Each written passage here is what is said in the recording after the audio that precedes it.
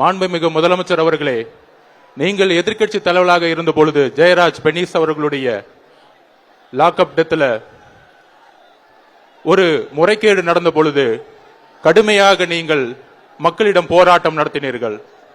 அந்த போராட்டத்தில் சிபிஐன்னு அந்த கேஸை நடத்திட்டு இருக்கும் பொழுது, அன்றைய இருந்த முதலமைச்சர் சிபிஐக்கு மாற்றும் பொழுது, சிபிஐக்கு கேஸை மாத்தினா இங்க தமிழக காவல்துறை என்ன செஞ்சிட்டு இருக்கு, இதுக்கு தார்மீக பொறுப்பேற்று முதலமைச்சர் பதவி விலகணும்னு சொன்னீங்க. அந்த போராட்ட குணம் இன்று உங்களுக்கு எங்கே போனது?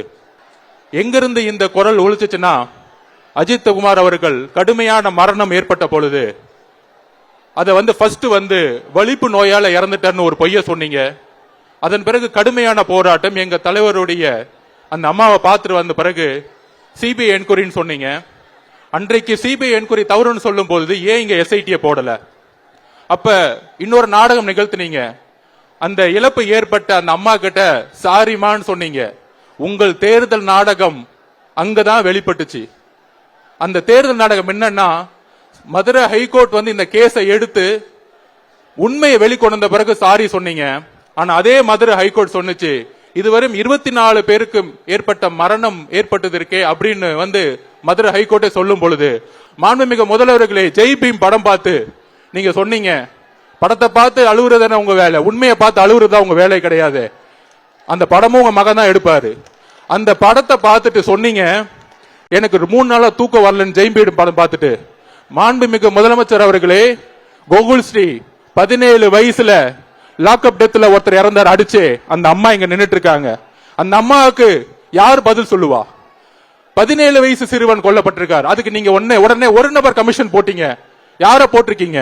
நீதிபதி சந்திர அவர்களை எந்த ஜெயஸ்ரீ படம், எந்த ஜெய்பீம் படம் பார்த்து நீங்க எந்த சந்திர அவர்களை பாராட்டினீரோ, அதே கோகுல் ஸ்ரீ கேஸ்ல 17 வயசு ஒரு மைனர் மகன் இறந்த பிறகு ஒரு நபர் கமிஷன் போட்டீங்க. அந்த ஒரு நபர் கமிஷனோட அறிக்கை ஏன் வெளியே வரவில்லை? எப்படி அஜித் குமார் அவர்களுக்கு ஒரு அநீதி இழைக்கப்பட்ட பொழுது 31 கொலைகள் இன்று முதல்வரால் மறைக்கப்பட்டு மனித அநீதிக்கு எதிராக, மனித உரிமைக்கு எதிராக முதல்வர் அவர்களாலும் உள்துறையாலும் மறைக்கப்பட்டிருக்கு. இந்த 31 உண்மைகள் வெளிவர வேண்டும். அந்த 31 தாயோட கண்ணீர்கள் வெளியே வர வேண்டும். எங்களுக்கு உண்மைகள் வர வேண்டும். அரசியல், எலெக்ஷன், தேர்தல் இதெல்லாம் அப்புறம் வச்சுக்குவோம்.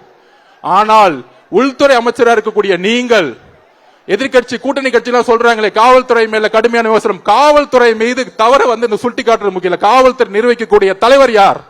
அந்த உள்துறை அமைச்சர் 31 நிரபராதிகளுக்கும் ஒரு முடிவை சொல்ல வேண்டும்.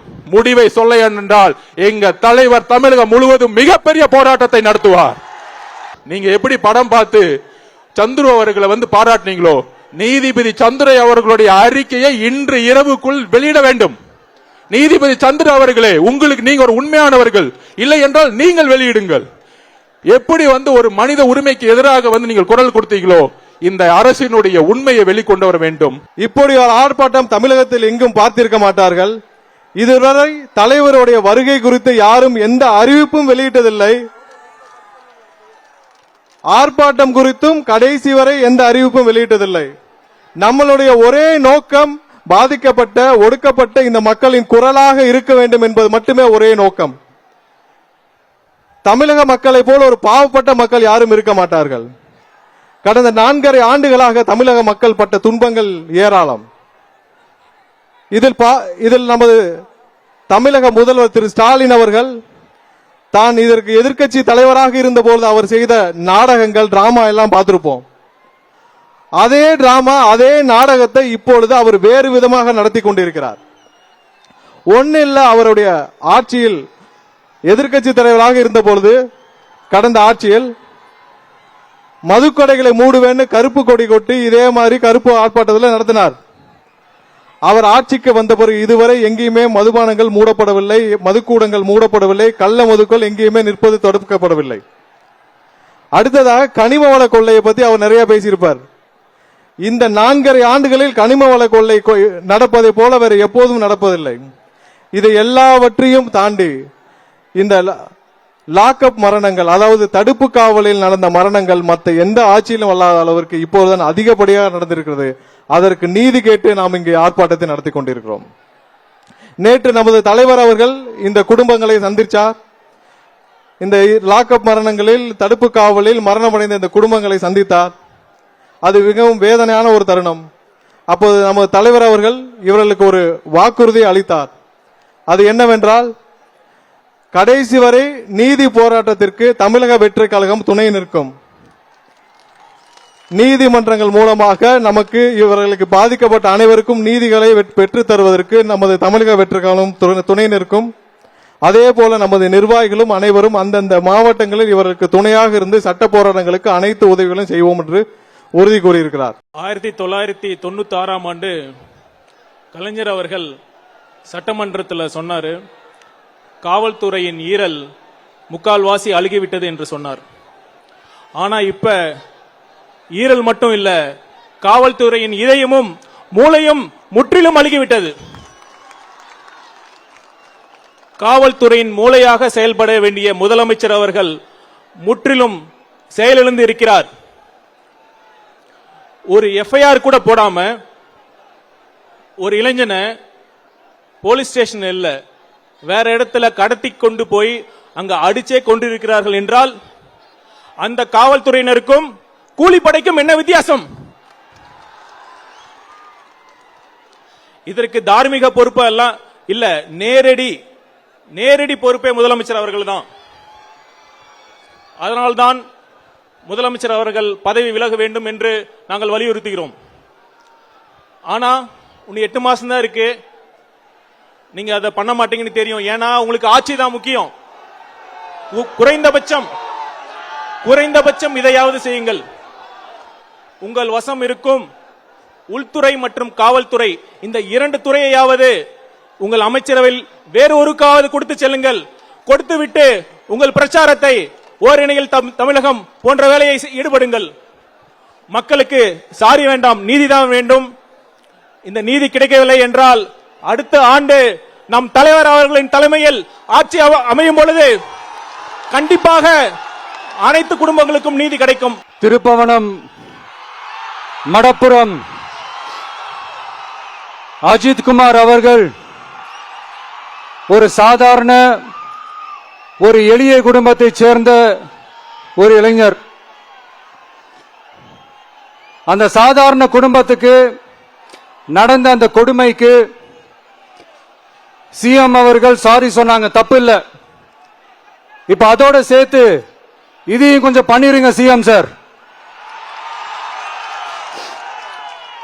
உங்களுடைய ஆட்சி காலத்துல இதே மாதிரி போலீஸ் விசாரணையில 24 பேர் இறந்து போயிருக்கிறாங்க. அந்த 24 பேரோட குடும்பத்துக்கும் நீங்க சாரி சொன்னீங்களா?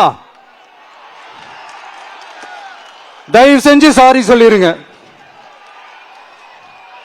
அஜித் குமார் அவர்கள் குடும்பத்துக்கு நீங்க கொடுத்த நிவாரணம் மாதிரி இந்த 24 பேர் குடும்பத்துக்கும் நீங்க நிவாரணம் கொடுத்தீங்களா? தயவு செஞ்சு நிவாரணம், அந்த நிவாரணத்தையும் கொடுத்துருங்க. சாத்தான்குளம் ஜபராஜ் பெனிக்ஸ் அந்த கேஸ் வந்து சிபிஐக்கு மாத்தினப்போ இது தமிழ்நாட்டு துறைக்கு அவமானம்னு சொன்னீங்க. இன்னைக்கு நீங்க உத்தரவிட்டதுக்கு பேர் என்னங்க சார்? அதேதானே அன்னைக்கு நீங்க சொன்னதும் இன்னைக்கு நடக்கிறதும் அதேதானே? அதே சிபிஐ தானே? அதே சிபிஐ ஆர்எஸ்எஸ் பிஜேபியோட கைப்பாவே. ஏன் நீங்க அங்க போய் ஒளிஞ்சுக்கிறீங்க? ஏன்னா தமிழக வெற்றி கழகம் டிவிகே சார்பா நீதிமன்றத்தோட நேரடி கண்காணிப்புல ஒரு சிறப்பு புலனாய்வு குழு விசாரணை அமைக்கணும்னு ரொம்ப ஸ்ட்ராங்கா கேட்டிருக்கோம். அதனால அந்த பயத்துல நீங்க ஒன்றியத்தோட ஆட்சிக்கு பின்னாடி நீங்க போய் ஒளிஞ்சுக்கிறதுக்கு காரணம். இன்னும் உங்களோட ஆட்சியில் இன்னும் எத்தனை அட்ராசிட்டிஸ், அண்ணா யூனிவர்சிட்டி கேஸ்ல இருந்து இன்னைக்கு அஜித் குமார் அவர்கள் கேஸ் வரைக்கும் எல்லாத்துக்கும் நீதிமன்றம் தலையிட்டு உங்க கவர்மெண்ட் கேள்வி கேட்டுக்கிட்டு இருக்கு. எல்லாத்துக்கும் நீதிமன்றம் தலையிட்டு கேள்வி கேட்கணும்னா அப்புறம் நீங்க எதுக்குங்க சார்? உங்க ஆட்சி எதுக்குங்க சார்? நீங்க சிஎம் பதவி எதுக்குங்க சார்? எப்படி கேள்வி கேட்டாலும் உங்ககிட்ட இருந்து எந்த பதிலும் வர போறதில்ல. ஏன்னா இருந்தா தானே வரும். மேக்சிமம் உங்ககிட்ட இருந்து வர பதில் சாரிமா, தெரியாம நடந்துருச்சுமா, இல்லனா நடக்க கூடாதது நடந்துருச்சுமா, சாரிமா, அவ்வளவுதானே. இந்த வெற்று விளம்பர மாடல் திமுக சர்க்கார் இப்ப சாரிமா மாடல் சர்க்காரா மாறிடுச்சு. இப்படி இருக்கிற இந்த இன்னபிலிட்டி கவர்மெண்ட் இந்த ஆட்சியை விட்டு போறதுக்குள்ள நீங்க செஞ்ச எல்லா தப்புக்கும் பரிகாரமா சட்டம் ஒழுங்க சரி செஞ்சே ஆகணும். இல்லனா மக்களோட மக்களா ஒன்னா நின்னு உங்களை சரி செய்ய வைப்போம். டிவிகே சார்பா அதுக்கு உண்டான அத்தனை போராட்டங்களும் எடுத்து நடத்தப்படும்.